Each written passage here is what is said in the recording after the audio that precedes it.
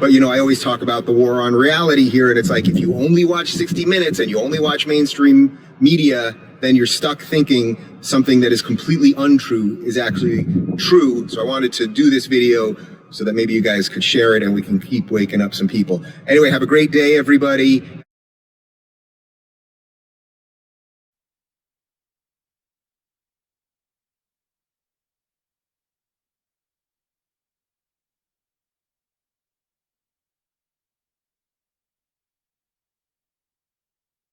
Dear BLM, it is with great anticipation I write you this letter. The last year has been interesting. Protesting has been exciting and the benefits have been pretty good. My closet is full of Air Jordans and TVs.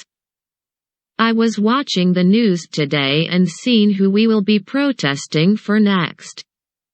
I have enclosed the video. Looking forward to seeing everybody soon. Say hi to Ben Crump. Al Sharpton. Tell Patrice Cullors I will stay at one of her houses. Bye for now.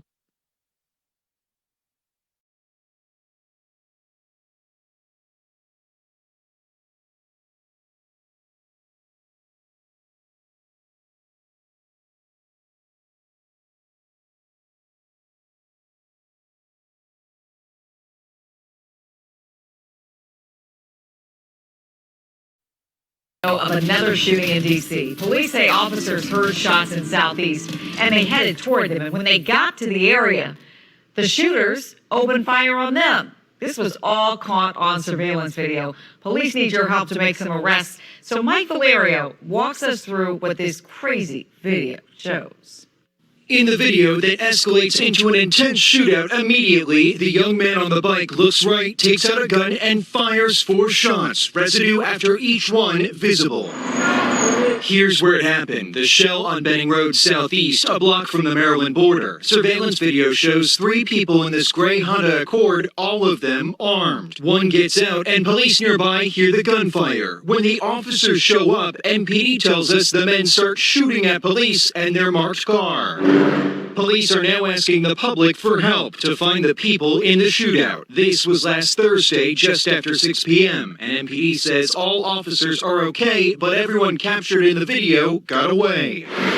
Along with assault on a police officer, MPD classified this as assault with a dangerous weapon. The district's latest data show those crimes are down this year, with 43 fewer incidents now than a year ago. But at a time when D.C. homicides are up, police say this could have turned out far differently, and they're looking for tips from the video that can stay anonymous before this fight leads to more wounded or killed. Mike Valerio, WUSA 9.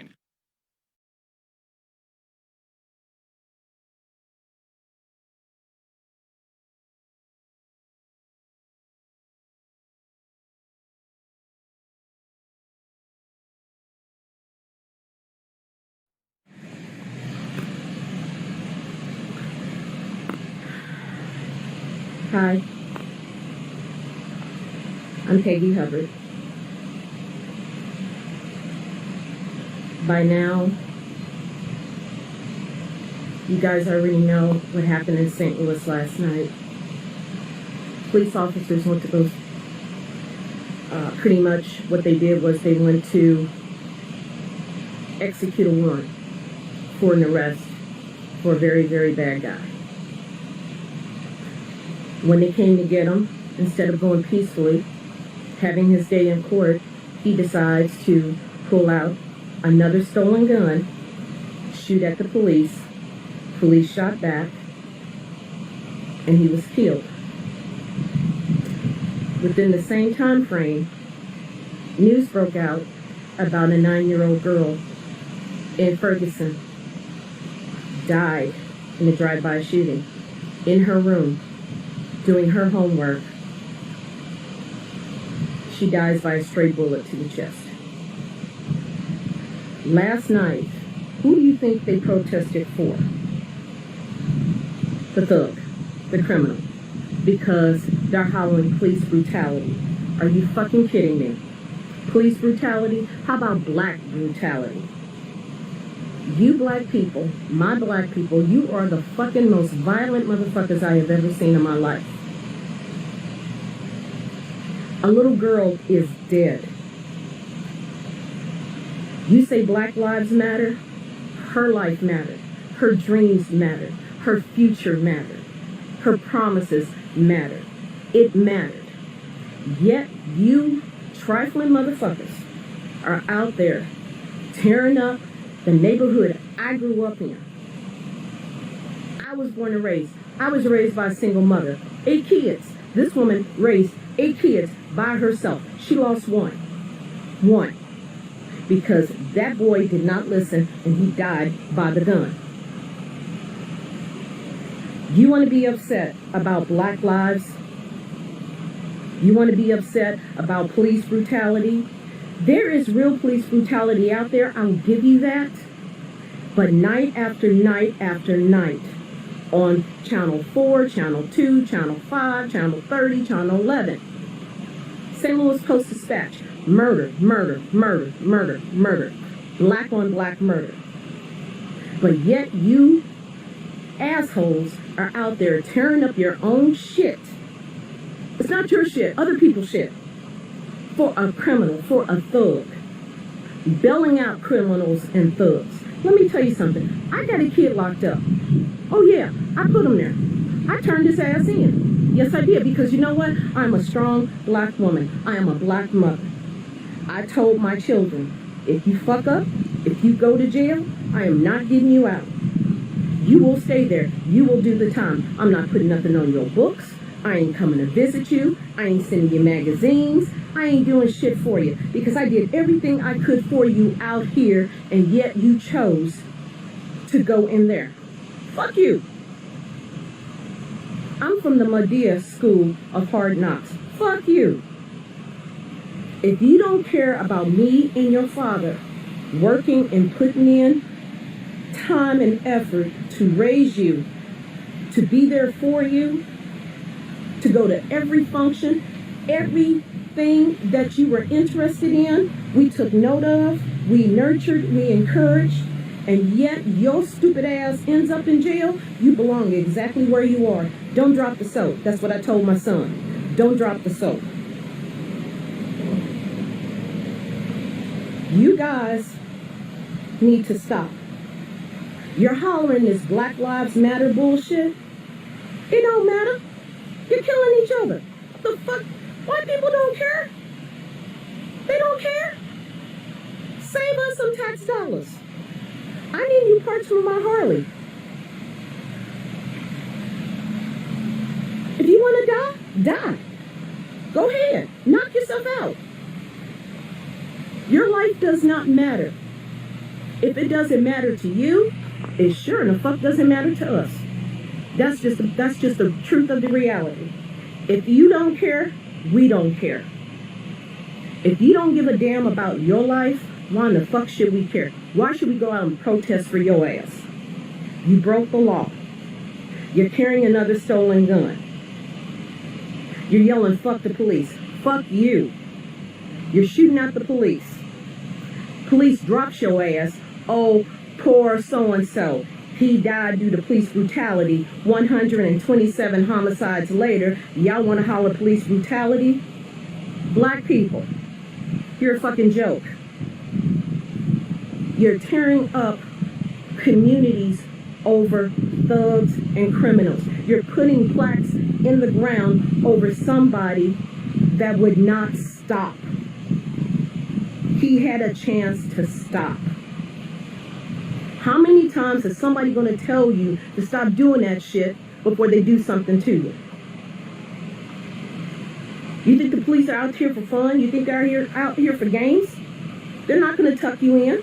They're not going to give you a cookie and sing you a lullaby and tuck you in. No, they're going to pop a cap in your ass. You shoot at them, they're going to shoot at you. That's just the realism of it. If you try to kill them, their job is to serve and protect, not serve and die.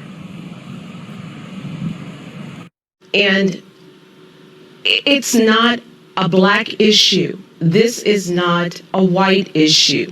It's a human issue. This is It's a human issue. It's an accountability issue. It's a responsibility issue.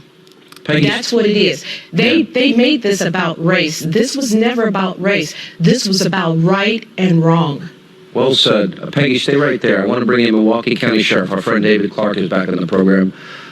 Sheriff, I think Peggy is extremely courageous. I know you're courageous in what you do. If we love these kids and we want to save these lives, don't we first have to identify that there's a problem that nobody seems to want to talk about? Without a doubt, Sean. First of all, Peggy, I'm proud of you. I got your back on this one. If things get too out of hand down there and too hot for you down in the St. Louis area, you give me a call. I'll get you some help down there. But very effective messaging. Peggy admits the reality of this whole thing. I've been saying it all along myself. It's the elephant in the room, Sean, as you know, that especially the liberal mainstream media does not want to acknowledge because it doesn't fit their false narrative about what's going on in the American ghetto. 75% of the problems of the black community are self-inflicted. Things like father-absent homes, things like drug and alcohol abuse, school failure to stay in the workforce. The other 25% are inflicted by the Democrat Party with their modern liberalism, which is conduct without borders. Okay, they reward underachievement, they make excuses for criminal behavior like black-on-black crime, and they blame everybody else for the problems that go on within our community. It's a message that our community needs to hear more of. The overwhelming majority of people that live in the American ghetto are good, law-abiding people, but their voice is silenced, and we have to hear from the blowhards, and they're one-trick pony. All they can say is racism. Well, you know,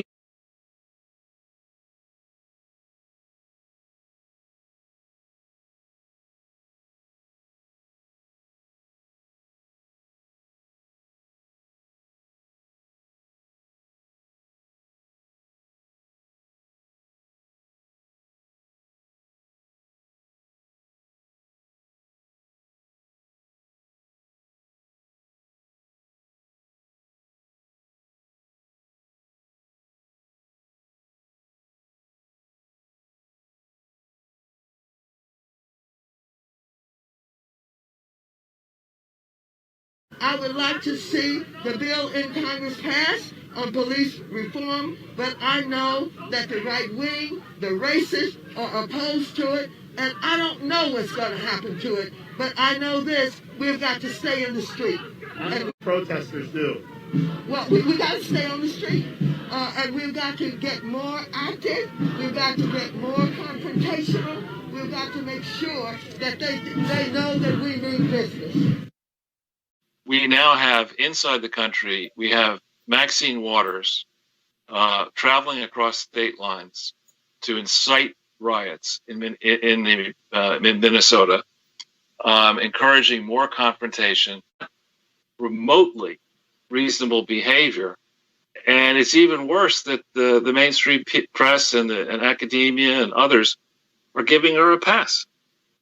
So domestically, why is she even? Sorry, Charles. Why is she even going to Minnesota? Isn't she a California representative? She is. She's a California grifter. She lives in a multi-million-dollar house. She's never made an honest penny in her life, and she just is like Patrisse Cullors. She's the same school of Patrisse Cullors. Same idea.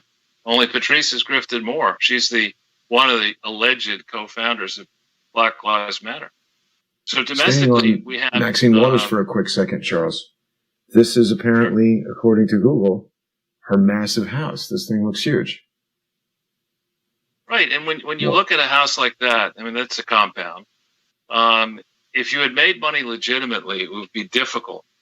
You have to have a pretty high salary to keep a structure like that in good shape and pay the taxes and insurance and yard work and other things on it. She's got that place in her home district, and she's probably got another nice place in Washington, D.C. Her husband does work. I think at one point her husband might have been ambassador to the Bahamas, but I mean, that sounds easy. Exactly, and the point is that this is the wrong kind of message, I think, that you want to send